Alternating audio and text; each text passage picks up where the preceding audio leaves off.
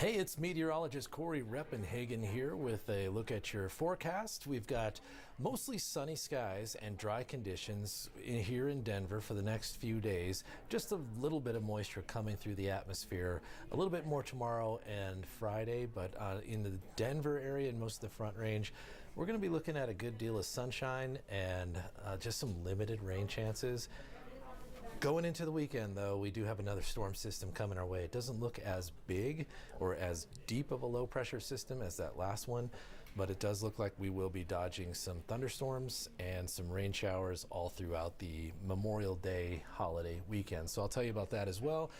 Right now, let's take a look outside at the radar. This is the live Doppler radar showing some showers still out there, though the mountains have started to dry up just a little bit. And out on the northeast plains, there are a few waves of light showers moving through the area, but we're going to be dry here on the Front Range through tonight into tomorrow. As you see, those showers on the eastern plains are pretty light as well, so not a lot of storms in the area. Here, we just did have the National Weather Service release the information about the tornadoes from Sunday, and there were 4 separate tornadoes, as we did suspect here, because these pictures, I actually shot all 4 of these. I was out there storm spotting on Sunday, and we have 3 EF2 tornadoes and 1 EF1 tornado. The first tornado there in Elbert County, the vantage point there, that picture that I shot, is just after it had lifted up. But this was the one that hit Albert County, Elkhorn neighborhood there, doing EF2 damage. The wind speeds were estimated to be 125 miles per hour, and the base of that tornado was about 50 yards wide, so about half a football field. My vantage point, I picked this tornado up in East Aurora.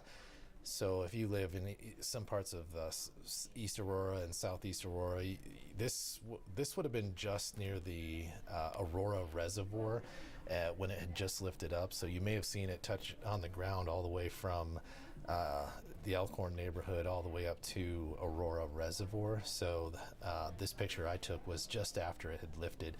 And then we had a second tornado develop. By the way, that Elbert County one is a land spout tornado, so that means that the rotation of the vortex was caused at the ground level, convergence of air at the ground level, and not so much the rotation of the storm. But then that storm did start rotation with maybe the help of that Elbert County tornado, and that created the Manila-Watkins tornado. And this picture I took here, this is a supercell tornado. That means that it was the rotation of the thunderstorm that was mainly responsible for creating this tornado. And they were, the National Weather Service surveyors did find EF1 damage in this, estimating 95 miles per hour. The base of this tornado was much wider. Well, I would say much wider, but a little wider, 75 yards wide, almost a full football field. And then at one point, the Manila-Watkins tornado and the first Bennett tornado were on the ground at the same time. All 4 of these pictures were pictures that I shot on Sunday, and you see the Bennett number 1. This was also a supercell tornado, and you can kind of make out the wall cloud and kind of the structure of the lower rotation of the thunderstorm, which was the main contributor to creating that tornado. And the National Weather Service estimated the wind speeds to be 112 miles per hour with this storm, with a width of 400 yards, so 4 football fields wide was that was the larger of the 4 tornadoes. And then that one dissipated just to the northwest of Bennett as it was going through the northwest part of Bennett. And then another landspout tornado formed just after that to the north of Bennett. And that's that picture to the 4th picture there. They also found EF2 damage with that tornado, which was, that one was actually the 400-yard wide tornado, 112 miles per hour. The first Bennett tornado was only 200 yards wide, but 125 miles per hour wind speed estimates. So both the Elbert County and the Bennett number 2 had 125 mile per hour winds. So super unusual day here to have those tornadoes right in the Denver metro area, and they're still kind of cleaning up the damage that was caused by those 4 tornadoes. They did find damage with all 4 of them. Here's a current live shot picture up at the Eisenhower and Johnson tunnels.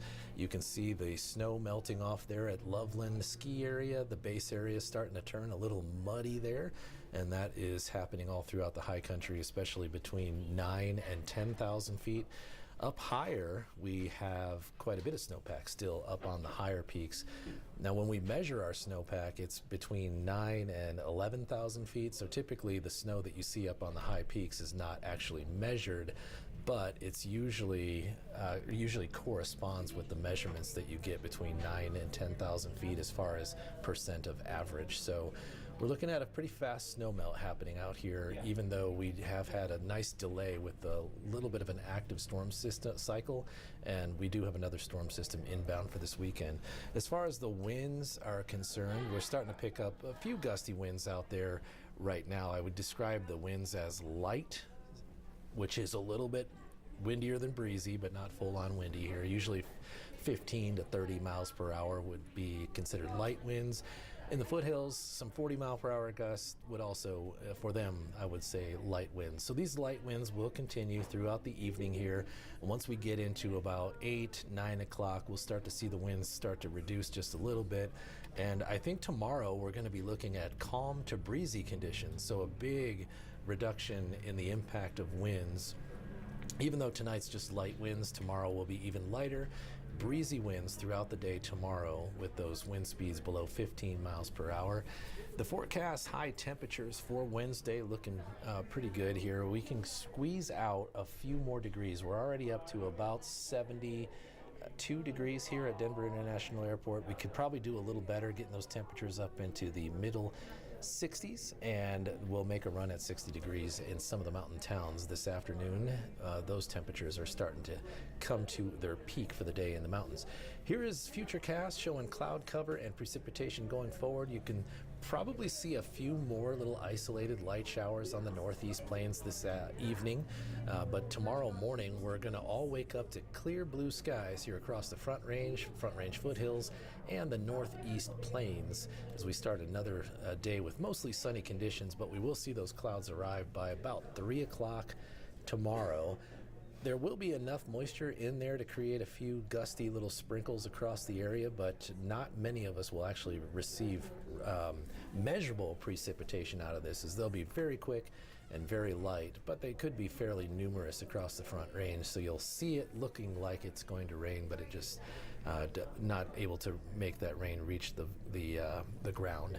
And then later in the late afternoon, early evening hours, we could get a strong to severe storm out on the eastern plains. This computer forecast model kind of favoring Morgan County, but when we're talking about an isolated cell here, it really could be anywhere on the northeast plains, but it kind of does give you the character of a storm that may develop tomorrow, being maybe not quite severe, but strong with some small hail, gusty winds of 40 to 50 mile per hour with those storms.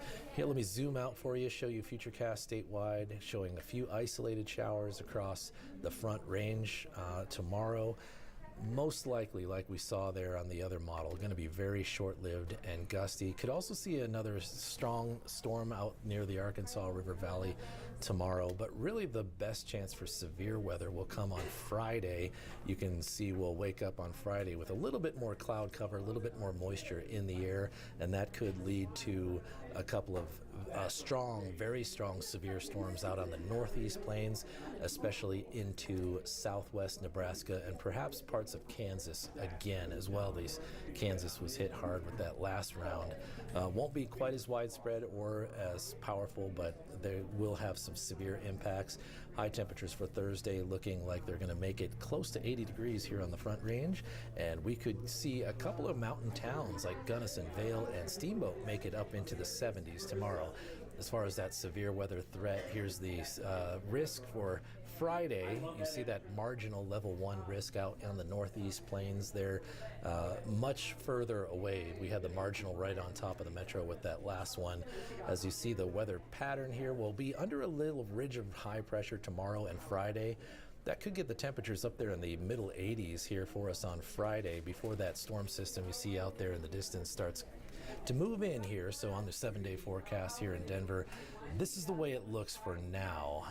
Not so much of an impact as far as precipitation on Friday here in Denver, but Saturday afternoon we could start to see those isolated or maybe even scattered thunderstorms across the area, possibly severe. We're watching the potential for strong thunderstorms on Saturday.